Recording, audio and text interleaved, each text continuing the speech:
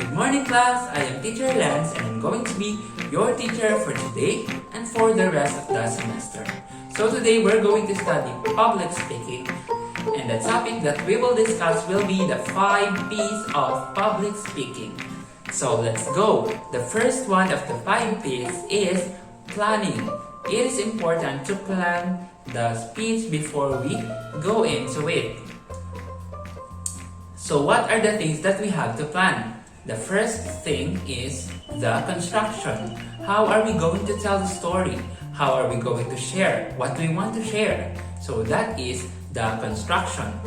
We have to plan the construction of our speech. Number 2, the illustration.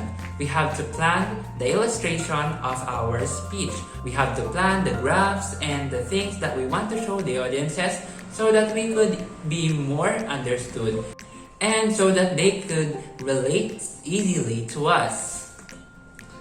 Next one, the practice. We should have the plan on how to practice, when to practice, and where to practice. We can record ourselves, we can practice to a friend or to a pilot. Number 2, preparation. Of course, we have to be prepared before going to the speech itself. We have to prepare on what we're going to say, on what is the impact that we want to give, and on what is the focus of our speech. Is it going to be informative? Is it going to be entertainment? Or is it going to be inspirational?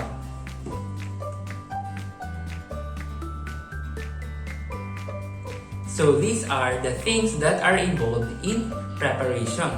Letter A, understanding the audience. We have to understand and we have to know first who our audience will be. Are they going to be kids? Are they going to be the judges? What do they study? What ages are they? What are their backgrounds? So we should understand the audience. Letter B, preparation for brainstorming. We have to ask for others' help if we want to increase our idea about the topic that we want to share. So it's important to do brainstorming with your friends and with the people that you trust about the topic.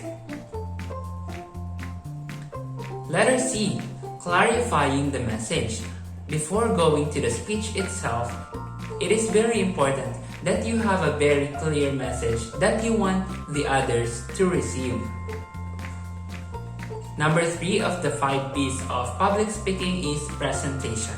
And here are the things that are involved in presentation. Letter A, consistency of image. We have to be consistent with the things that we show in our presentation so that whatever we show to the audiences is related to the speech that we are going to deliver. Letter B, consistency of fun. It is also important to show consistency of fun for your presentation about your speech so that it could not be very confusing in the eyes of the audiences. Letter C, consistency of color. It is also important to choose only a scheme of color, a shades of color that you want to emphasize with the audiences, and that will also help to magnify the message that you want them to receive. Number 4 of the 5 P's. Okay, let's review first. Number 1, planning. Number 2, preparation. Number 3, presentation. And number 4, practice. It is important to practice and practice and practice before you go and share to others what you want to share. In practice, you can use a camera. You can also ask your friends to join you and judge you about how you deliver a speech. So that when you look at the camera, for example, you will see how you speak, how you smile, and you will also see for the last P, number 5, performance. It is very important to connect with the audience. A, engaging with the audience. You have to be able to engage and not just talking to yourself, but also engaging with other people. It's very important to engage with the audience, to ask the audience how they feel, and to see how the audience responds or reacts about your speech.